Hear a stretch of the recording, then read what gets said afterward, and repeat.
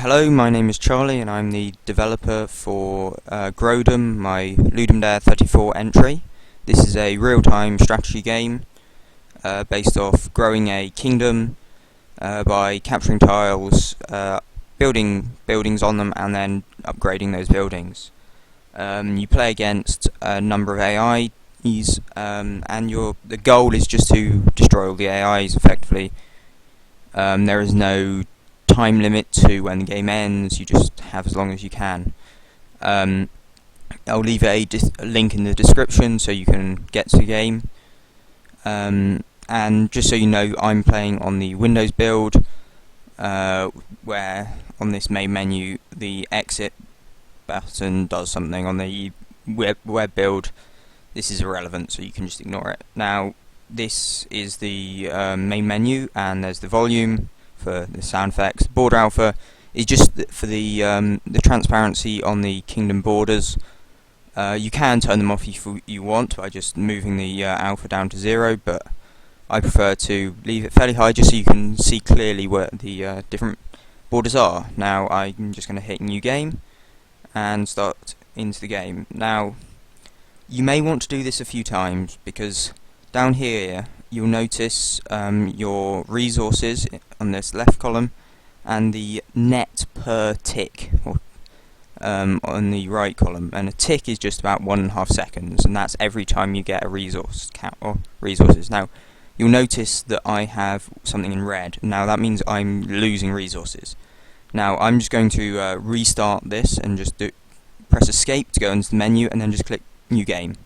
And I'm just going to do this a couple of times until I'm happy with starting, as well as the location of the AI. So here I've got a nice positive in all tiles. Now the reason these are different, or there's difference between them, is because different tiles have different negative effects. So if each tile will cost you 1 resource just from owning it, without anything built on it, it doesn't matter, it will cost you 1 resource. Now, just while I explain this, I'm just going to pause so the AI doesn't get too far ahead. So each tile costs 1 resource, so this limits your ability to just expand indefinitely, as you'll run out of. It puts a cost on a large empire, so you have to build up lots of buildings to be able to support a big empire. Now, you may want to know. I can just continue from this menu. I didn't mean to do that. If you may want to know sort of how do you attack a building. So as I just accidentally clicked there, if I just click on a tile, I can attack it. So say this here, I can just click there and I can attack it. Now you may want to know a bit more information about what's going on. So if you just hold down your mouse button, you'll see these red arrows, and these show where you can attack. The mouse, they do it within a limit of the mouse just for performance, and in later updates this will actually have more of an effect, but I won't get into that. Now, if you hover over one of these tiles, you'll notice down in the bottom left that, say the army has gone red. This means it costs army to attack this tile, and it will cost army for any tile. But you may notice, if I just hover over different ones, it will cost different resources. So attacking this, which is a plains, will cost some. It will cost army, but in green you'll see that there's some food. So you get a tiny bit of food from attacking this tile. And so the river, you'll get a bit of gold. Mountain, you'll also get gold, and hills, you get some population. This means that there's a bit of a bonus or short-term bonus to get attacking a tile, but then there is a negative cost. Now you'll also notice that if that there's the per turn will update. So if I just, so you have 1, 2, 1, 4. If I just go over this and say release my mouse to get it, you'll notice now I'm no longer getting a positive food. It's a net of 0. Now, if I scroll out, sorry, I forgot to explain. You can use the middle mouse. If you click it down, you can pan the camera. If you scroll, you can zoom in and out. So the AIs are getting quite a bit ahead here, so I better start expanding. So I know that I'm going to need a large army to be able to do things. Now, to do this, I could just say on these hills, I can click here, and then hover over this button. I can click on it, hover over the different buildings. So here you'll see that I will end up with +3 per turn army, -2 population, and 0 for the other two. And it'll also cost me population and gold to build this. So if I just click, and then now I have a negative population. So saying here I can then get population. Now I don't have enough food, so I can then click on this here and build a farm. And now I have positive, well, I don't have positive population, but I have positive everything else. Now you'll notice that the graphic here for a farm is different to the graphic here for a farm. And the main reason for this is that this farm is in its optimum tile. So this farm was built on a plane, and therefore it will produce double its output without costing any more input. So there are optimum tiles to build everything on. So for a farm, it's best to build it on a plane. For a town, it's best to build it on a river. And for a castle, it's best to build it on a mountain. Just because you get double for how much you pay. So if I'm going to want to start expanding, so I'm going to need some more population. So now I just get some population. I can upgrade that to population. Now I need some more food. So if I just go over here, upgrade the food. So now maybe I could do with a bit more army. So again, I can go here. Oh, okay, that's quite a good positive. Right, so let's just look around. There are any weak targets. Blue's not doing, is fairly small. It's having a bit of a battle with red. Green is a bit stuck between orange and purple. Yellow is probably going to do fairly well because they're being left alone for now. You'll notice that there is an edge to the map. That's again for performance. You won't really come into contact with it very much in the game. Now you'll also notice I have allowed you to see AI locations,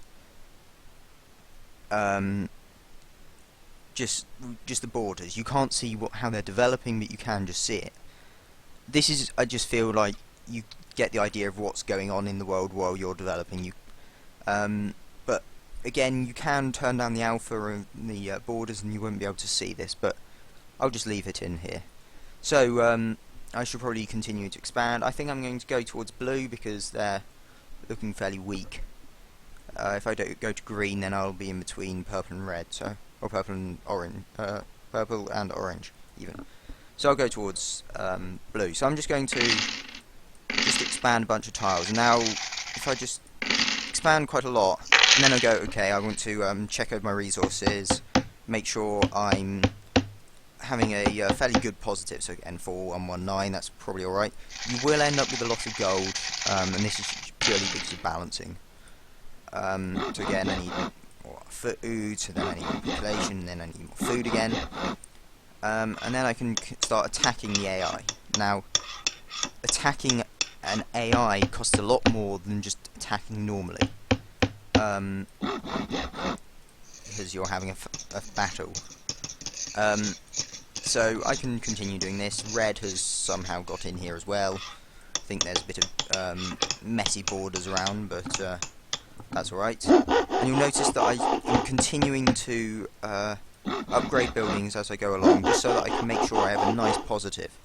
You don't need to get all tiles, and you'll notice that there are large gaps in the middle of the AIs, and this is because these are tiles that the AI doesn't think are necessary to expand their empire or their kingdom.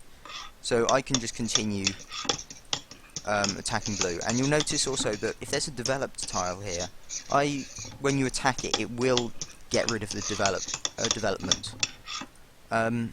Now here there is red here, and I don't need this tile, but I will just take it just because they can't expand from it. And again, I need to I need to make sure I've got this nice net here. And just so to demonstrate, well, if say I accidentally built a farm here, I don't need a farm, but I do need population. So what I can do is I can click on this, and I can just click negative, and that will just downgrade it and get rid of that, and then I can go and put this building here. But you'll also notice that there is also then a positive. So say I need a bit more food, so I click on a farm. There's a positive here, and if I hover over it, again, it's like building a new building.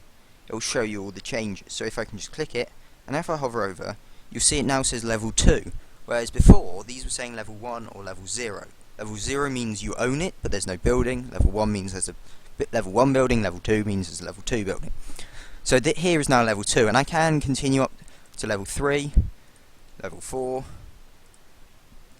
level 5. I think level 5 is the cap. And now I need to balance out that huge net or negative of population. Now you notice I have a huge amount of food without actually expanding too much. So this is an alternate strategy. You just can upgrade buildings and you'll end up with large amounts of things, but you don't have too many tiles, which means you don't have that negative effect of having too many tiles. So you can then continue to expand. So I want to get rid of these, and I'm leaving random gaps as well. I'm going to need to make sure I have a constant positive army, because otherwise if I run out you'll end up with bad things happening.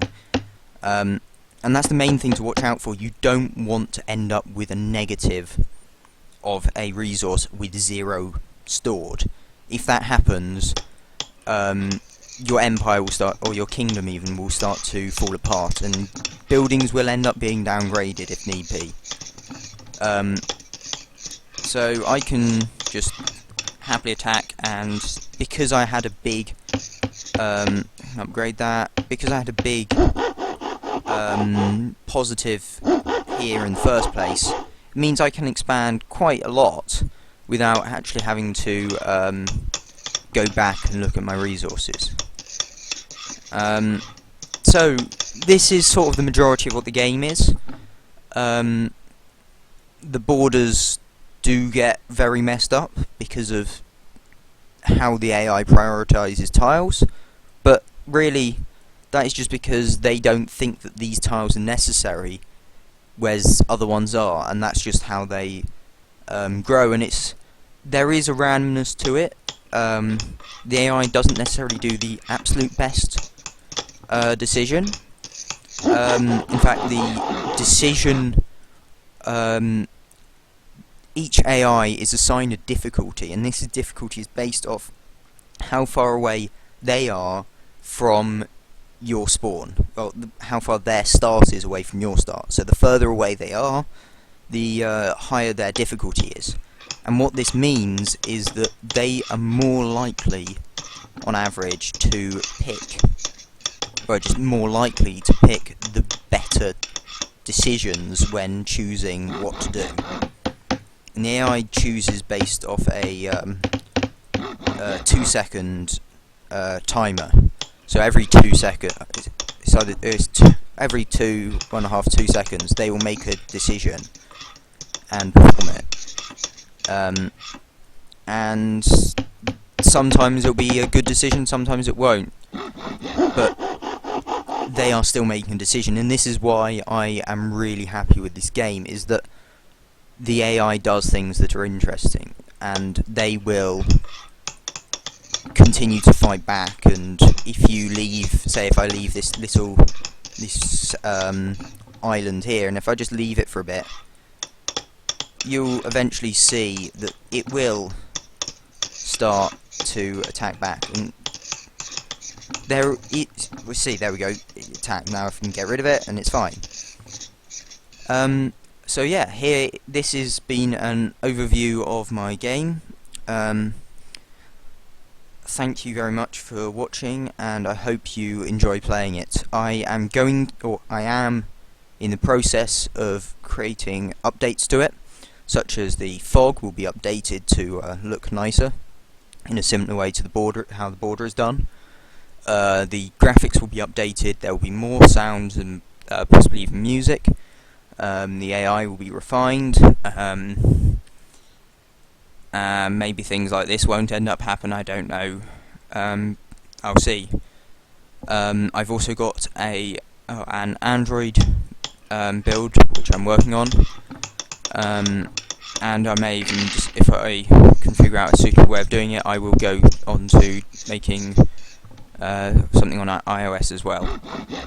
Thank you very much, and to all people who have taken part in Ludum Dare, I have very much enjoyed playing a lot of your games, so thank you very much and goodbye.